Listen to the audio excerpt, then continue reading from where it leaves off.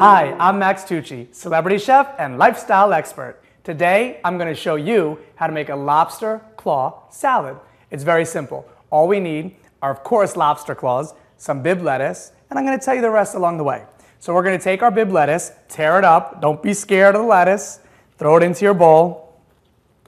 Oh, I love bib lettuce. Bib lettuce is a great lettuce to use. Also, we're going to use some sprouts, because things are always better with sprouts, a pinch of salt, pinch of pepper, some bacon bits, because of course we can't go without those, some veganese instead of mayonnaise, it's healthier, some olive oil,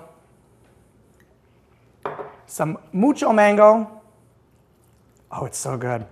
Now we're going to put our lobster claws in. Now just because it's a lobster claw salad doesn't mean you can't use the lobster tail. It's always a great meat.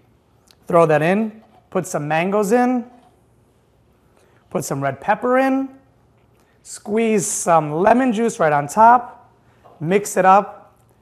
I like using my hands when we cook. Make sure your hands are clean. I'm Max Tucci, and that's how we cook a lobster claw salad. Thanks for watching.